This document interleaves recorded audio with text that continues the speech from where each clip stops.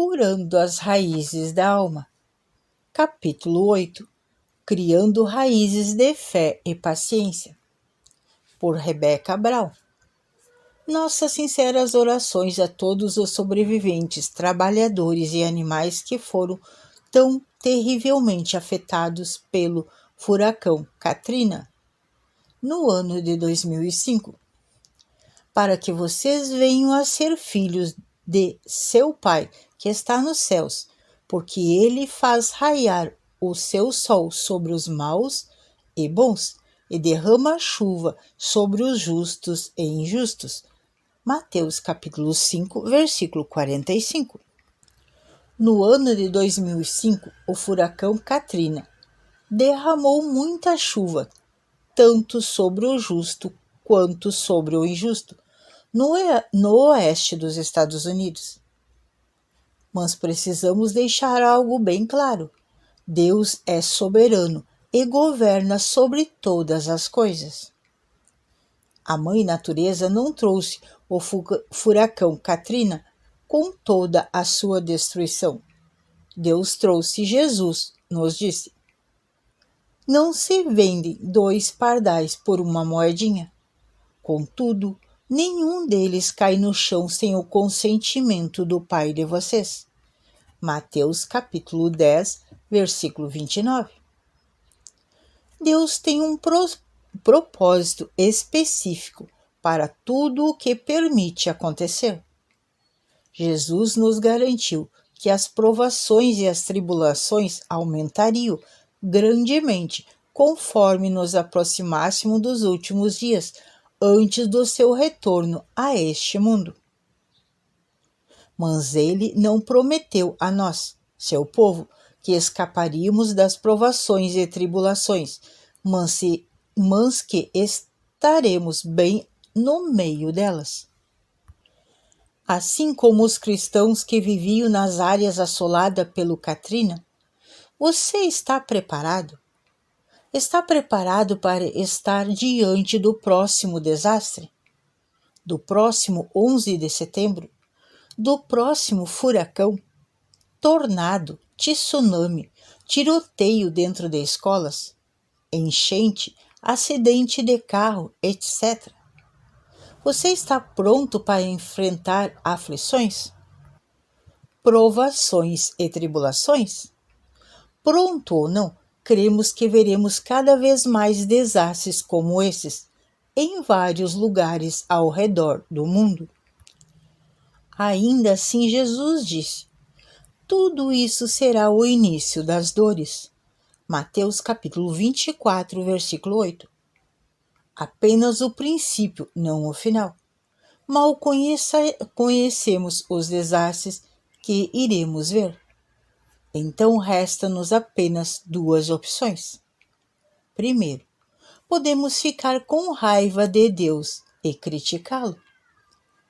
E dizer, ele é injusto por permitir que algo assim afete os cristãos. Ou 2. Podemos crer na forma de trazer glória ao seu nome.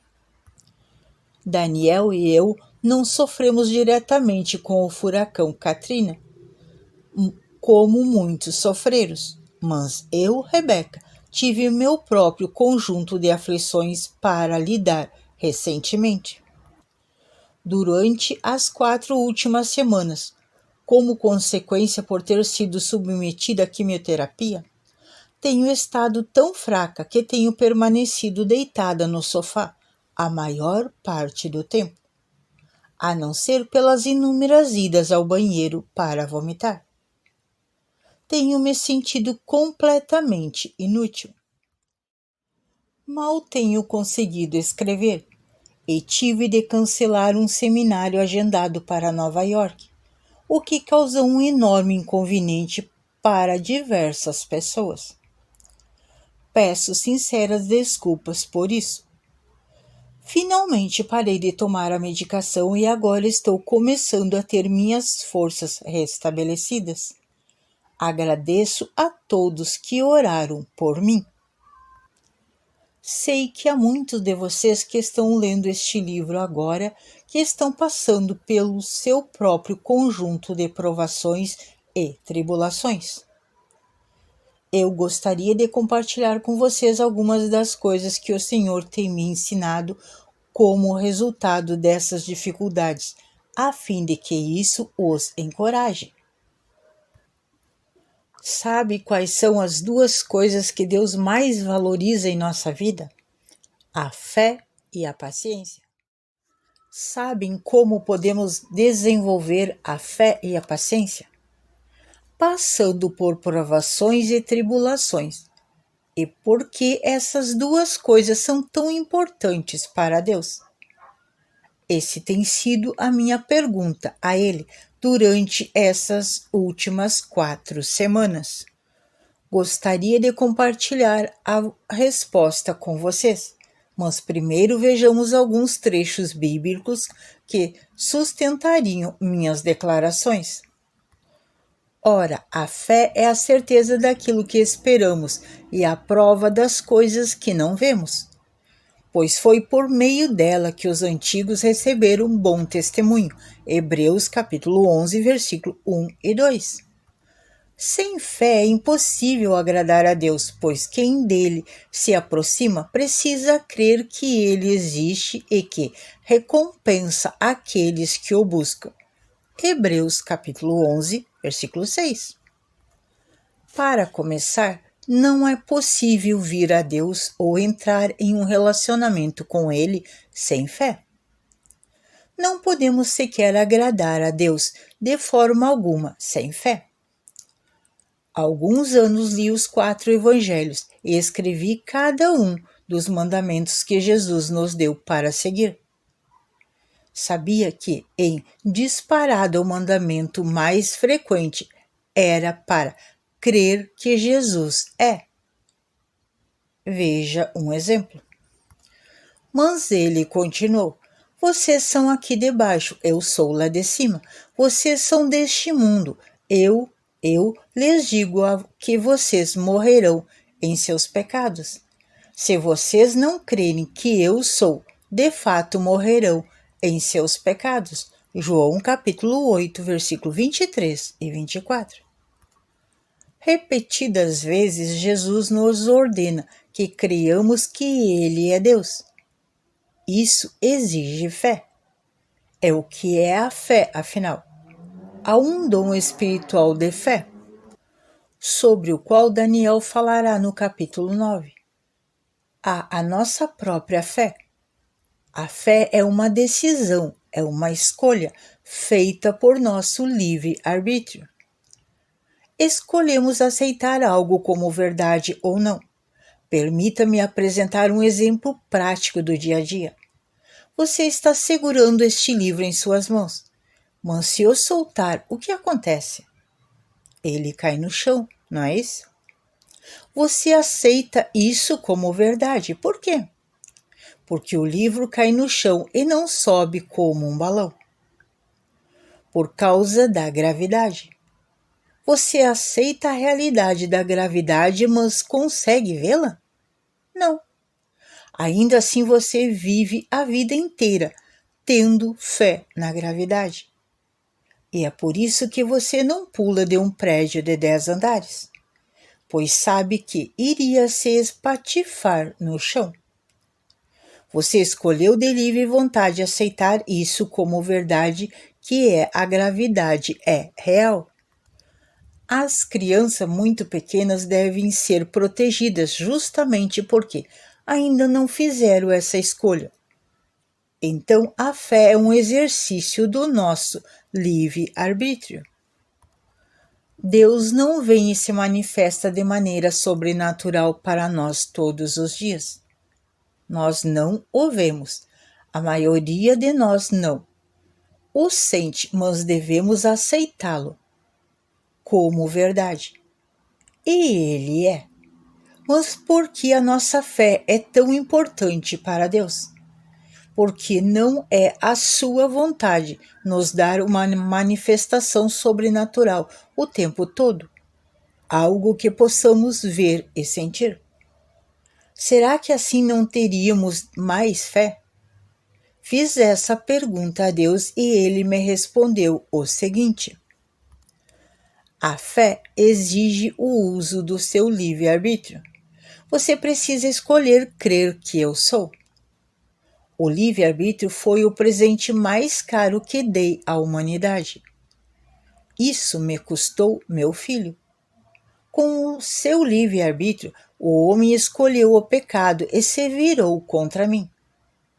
Tive de enviar o meu filho Jesus Cristo para pagar o preço por essa escolha. Jesus pagou o preço pelo pecado e somente através do meu filho Jesus Cristo pude voltar a ter um relacionamento com o Deus está determinado que usemos nosso livre-arbítrio todos os dias. Devemos usá-lo para crer nele. Devemos usá-lo para obedecer a ele. Devemos usá-lo para ouvi-lo. Devemos usá-lo, nosso livre-arbítrio, para escolher ter fé. Fé é a escolha como fato que Deus é e a sua palavra como verdade.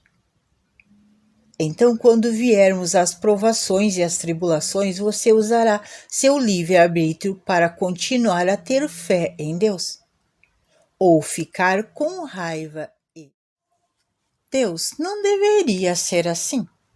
Deus não deveria permitir que isso acontecesse comigo. Você vai permitir que a sua fé aumente? Ou permitirá que as suas provações destruam a sua fé? Irá escolher ser como Jó? Saí nu do ventre da minha mãe, e nu partirei. O Senhor o deu, o Senhor o levou. Louvado seja o nome do Senhor. Jó, capítulo 1, versículo 21. Um dia, quando eu estava deitada no sofá entre dois períodos de vômito, me sentindo tão inútil por não poder fazer nada, o Senhor falou comigo. Pegue a sua Bíblia e leia o capítulo 11 de Hebreus. Quero mostrar algo a você. Levantei-me com dificuldade, peguei minha Bíblia e comecei a ler. Sabe aquelas vezes nas quais o Espírito Santo pega um versículo em particular e faz com que ele liberadamente salte aos seus olhos? Foi o que aconteceu comigo. Veja o seguinte: há uma longa lista de heróis da fé e então todos esses viveram pela fé e morreram sem receber o que tinham sido prometido. Viram-no de longe e de longe o saudaram, reconhecendo que eram estrangeiros e peregrinos na terra. Os que assim falam mostram que estão buscando uma pátria. Se estivessem pensando naquela de onde saíram, teriam oportunidade de voltar. Em vez disso, esperavam eles uma pátria melhor. Isto é, a pátria celestial. Por esta razão, Deus não se envergonha de ser chamado o Deus deles. Ele lhes preparou uma cidade. Hebreus capítulo 11, versículo do 13 ao 16. Todos esses receberam bom testemunho por meio da fé. No entanto, nenhum deles recebeu o que havia sido prometido. Hebreus capítulo 11, versículo 38. Está vendo isso? Esses grandes homens e mulheres da fé não receberam a promessa. Eles não receberam as milagrosas promessas de Deus. Mas isso não diminuiu a fé deles. Por quê? Porque a fé deles não estava depositada em nada aqui na terra. Eles não receberam nenhum milagre de Deus para crerem nele. Não foram curados, libertos da prisão, seus lares não foram restaurados, ou nada desse tipo, para que pudesse crer em Deus e em sua palavra. Não valorizavam nada aqui deste mundo. Seus anseios e olhares estavam voltados para o céu. Desejavam estar com Deus por toda a eternidade. Era isso que lhes importava. não a cura, as riquezas ou qualquer outra coisa terrena. Em vez disso, esperavam eles uma pátria melhor, isto é, a pátria celestial.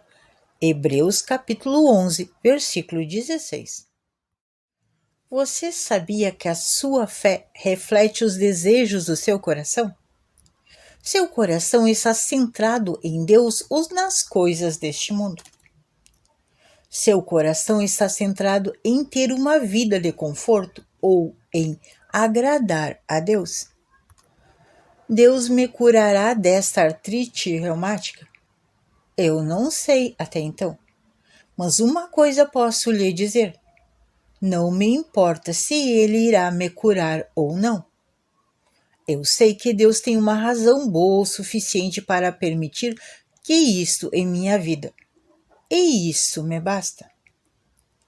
Tudo o que importa é que eu viva de forma a agradar a Deus e que no fim de tudo eu possa passar a eternidade com Ele. Será que receberei a promessa de cura do Senhor aqui na terra? Isso não sei, mas sei que a receberei plenamente quando estiver em meu corpo glorificado no céu. Aleluia! O mais importante para mim é um relacionamento com Deus e minha eternidade com Ele. Espero que seja o mesmo para você. O interessante é que, enquanto eu buscava o Senhor atrás de cura, Ele sempre me respondia: já lhe ocorreu que estou mais interessado na salvação do seu médico do que no seu conforto pessoal neste momento? Paciência e perseverança. Nisso você exulta, ainda que agora, por um pouco de tempo. Devam ser entristecidos por todo tipo de provação. Assim acontece para que fique comprovado que a fé que vocês têm, muito mais valiosa do que o ouro que perece, mesmo que refinado pelo fogo, e genuína e resultará em louvor, glória e honra quando Jesus Cristo for revelado.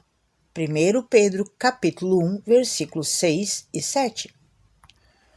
Portanto, também nós, uma vez que estamos rodeados por tão grande nuvem de testemunhas, livremo-nos de tudo o que nos atrapalha e do pecado que nos envolve, e corramos com perseverança a corrida que nos é proposta, tendo os olhos fixos em Jesus, autor e consumador da nossa fé. Ele, pela alegria que lhe fora proposta, suportou a cruz, desprezando a vergonha, assentou-se à direita. Pense bem naquele que suportou tal oposição dos pecadores contra si, mesmo que vocês não se canse nem desanime. Não se canse nem desanime. Hebreus capítulo 12, versículo do 1 ao 3.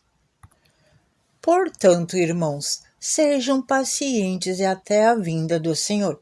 Sejam como o agricultor aguarda que a terra produza a preciosa colheita, e como espera com paciência até que virem as chuvas. Sejam também pacientes e fortaleçam o seu coração, pois a vinda do Senhor está próxima.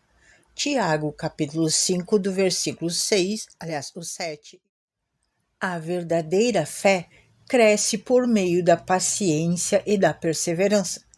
Somos uma sociedade instantânea. Queremos tudo para já. Não queremos esperar por nada, nem por Deus. Às vezes precisamos suportar com dor ou sofrimento por 24 ou 48 horas até termos uma resposta clara de Deus sobre algo, mas para a maioria das pessoas, esse é o limite da sua tolerância e paciência. Se não recebermos o que precisamos para viver confortavelmente de 24 a 48 horas, inclusive para os casos de cura, ficamos irritados. Uma das coisas que percebi ao trabalhar com centenas de sobreviventes do furacão Katrina foi que foram trazidos para a nossa região, foi que eles praticamente surtavam depois de 24 horas sem televisão, cigarro ou álcool. Tornavam-se violentos, exigindo tais coisas, e quase destruíram o acampamento que foi armado.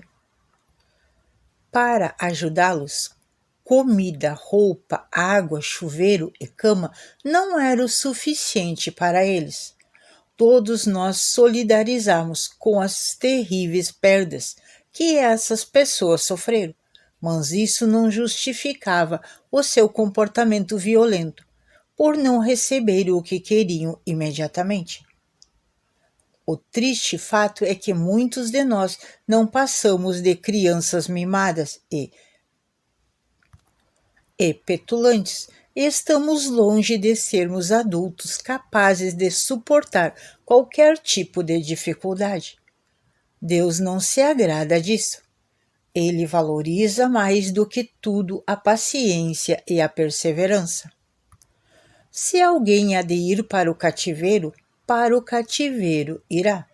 Se alguém há de ser morto à espada haverá de ser. Aqui estão a perseverança e a fidelidade dos santos. Apocalipse capítulo 13, versículo 10. Aqui está a perseverança dos santos, que obedecem aos seus mandamentos de Deus e permanecem fiéis a Jesus. Apocalipse capítulo 14, versículo 12. Como Deus valoriza a paciência dos seus santos. O propósito desses tempos difíceis é nos amadurecer e aumentar a nossa fé e paciência. Por quê? Porque a paciência e a perseverança requer uma contínua disciplina da nossa carne. O que é essas coisas que as Escrituras chamam de carne ou natureza caída? É aquela parte de nós que resulta da nossa escolha pelo pecado. Cada um de nós tem uma parte que quer fazer apenas o que é mal, todo o tempo. Chamo isto de natureza pecaminosa. Alguns chamam de lado negro. Independente de como o chamo, devemos crucificar, mortificar, disciplinar rigorosamente essa coisa todos os dias. A paciência não pode ser avançada sem que a nossa carne esteja sob controle. Jesus teve de morrer por causa da nossa natureza pecaminosa, e é por isso que Deus ordena que lidemos com ela todos os dias da nossa vida. Não seremos liberados dessas tarefas até que cheguemos ao céu. Como será maravilhoso quando finalmente estivermos totalmente livres do desejo de pecar. Você está no meio de uma provação ou tribulação que parece nunca ter fim. Tenha bom ânimo, querido ou querida irmão. Deus sabe o que está fazendo em sua vida. Ele está aumentando a sua fé e a sua paciência enquanto você passa por essas coisas. Sua recompensa está no céu, não aqui neste mundo. Devemos prestar atenção aos conselhos das Escrituras. Portanto, fortaleça as mãos enfraquecidas e os joelhos vacilantes. Façam caminhos retos para os seus pés, para que o manco não se desvie, antes seja curado. Hebreus capítulo 12, versículo 12 e o 13. Deus é Deus. Então coloque o seu coração em seus olhos na pátria celestial, mesmo que se você não receba as recompensas aqui na terra.